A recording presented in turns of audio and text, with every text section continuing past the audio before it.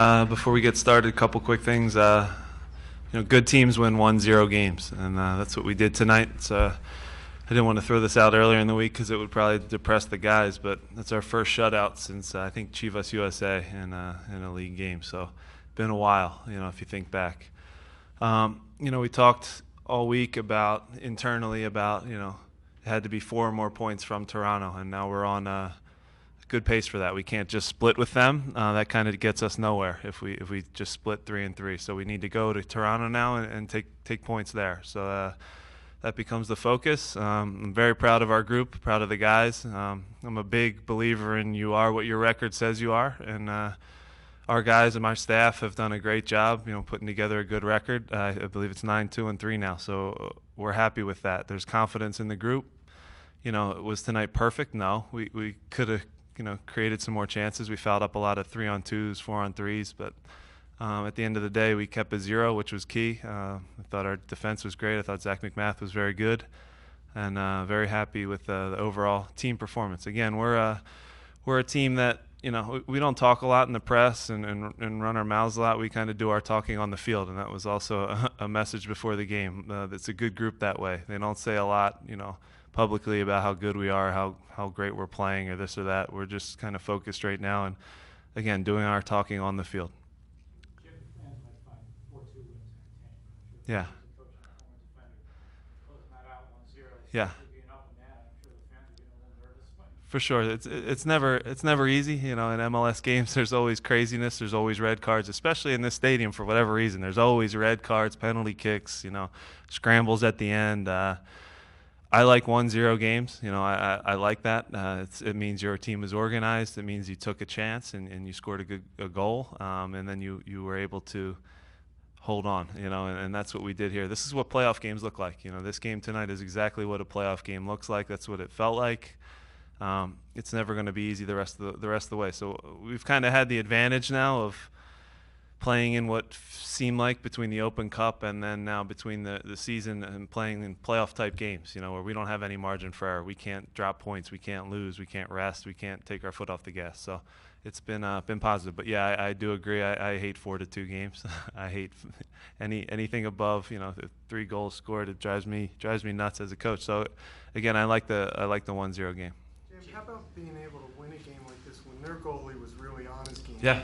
Yeah, Bendik plays great against us. He's a very good goalkeeper, good young goalkeeper, and he really, against the Union for whatever reason, he makes some real world-class saves. He did a good job tonight, but again, we were able to put a good play together. Seba gets end line and picks his head up on the bench. We were screaming for him to play to Andrew, who was wide open on the back. But Seba made the right decision. He saw Connor, and that's Connor doing what Connor does and getting us a big goal. After the San Jose game, you mentioned that there was a difference about not finishing games Mm-hmm. that you wanted to. What was the difference tonight that made sure that happened? Yeah, there's ebbs and flows in the game. Sometimes it's ugly. There's no real nice way to say it. I can sit up here and talk about beautiful game, and again, possession and possession and possession, and that would sound nice. But the reality of our league is in this grind now in the Eastern Conference, you have to fight. And I have men right now. I have men out there on the field, and they're playing like men. They're learning to win. I think we've taken a big step now. And again, a 1-0 game says a lot to me about the character of our group. Tonight also kind of a testament to the depth you guys have now. Yeah, we have depth. We're missing several guys away on international duty that are playing in big games for their countries right now. For guys to slide in and do the job they did tonight was impressive, and then also you talk about having to juggle things, and you put Maurice Adu in the back line as a center back, and for me he was excellent tonight. He was one of the best players on the field. So a good team effort. I thought defensive midfield. Brian and Akugo broke up a lot of plays. Chaco was able to get a good 68 minutes, and you still see the class that he can play a final ball, and his service on restarts is something I can't teach. You know what I mean? That's just all him. So he's a special player. He gets 68 minutes. So again, it's a team effort, like you said. Everybody's stepping up. Would you love to have Vincent Nogueira healthy? Yes, absolutely. That kind of will be. Maybe we'll get that one for the Open Cup final. We'll finally get that one fully out there with where the whole gang's healthy and on the field at the same time. So that's the hope. What about having to turn right around and play them in Yeah, it's strange. It's strange. You know, to not play them, they're the only team we haven't played in the league. So if you think about it now, every team in the league we've seen once, and there's some very good teams for sure, but we know we can play with anybody. This was the first time we saw Toronto, and now we're confident enough we know we can play with them. So it's a strange one to turn around now and play them in a couple days here, but it'll be a challenge. Anytime you go on the road in this league, it's the most difficult thing to do is win a game. So we know, you know, they'll be shorthanded a little bit with the red card, and they'll have to juggle some things, but they'll put a really good team on the field, and we know it'll be a fight up at their place. What is Vincent's status going forward? Is this the same thing he was dealing with? Yeah, yeah. It's a tricky one. He had an MRI and it was negative, so he's in that regard. It's nothing. It's no surgery or anything drastic like that. Again, I think it's a lot of wear and tear of a full year of playing. He hasn't had a break.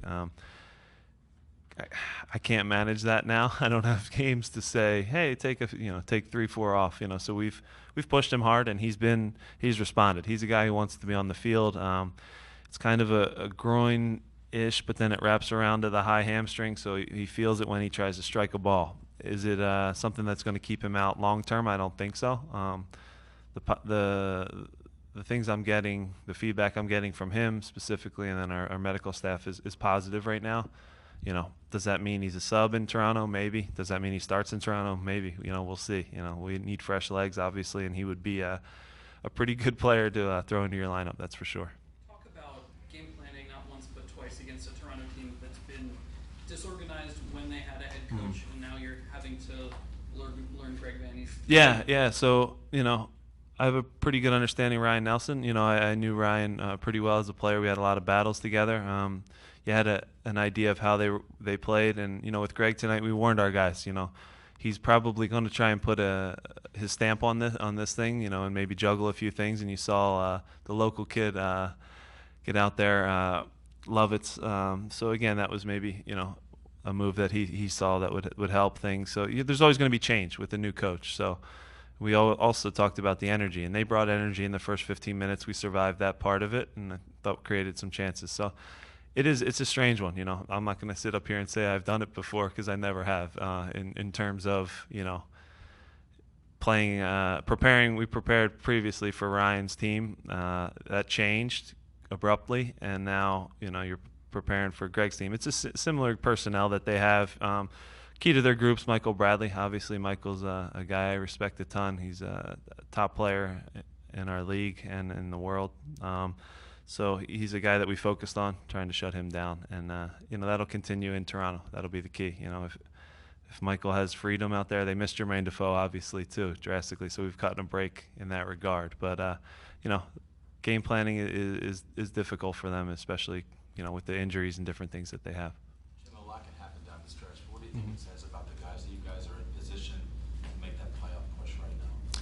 Yeah, I mean, our guys are confident, and again, you can see it in the group. They're close. It's a close-knit group. They're laughing, they're having fun, they're enjoying things on the field, which is important. I'm not a cheesy guy and say they're all best friends and everything's perfect, but there's a core group of them that hang out together, which I think is good. After a win, you should go out together and have a good time, and we have that right now. A lot of the off-the-field stuff is very positive.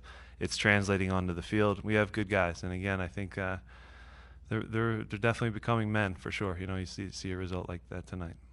Jim, what can you say about Seba's effort tonight? Obviously, Yeah.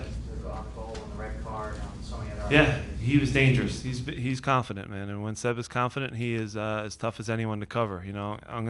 I'll be the one to start the best 11 conversation with him. If you look at statistically, and you look at what he's done, and he's hot right now at the right time. And if he continues the form that he's in, he has to be in the discussions for best 11 of our league, which is probably the highest honor you can get. So I think he's playing that well. The ground he covers, I mean, I could go on about that. It's unbelievable. He just runs and runs and runs, and the pressure he provides defensively leads to a lot of our chances offensively. It's kind of the one thing a lot of people don't realize. His defensive pressure is very good. Good. All right, guys. Thanks.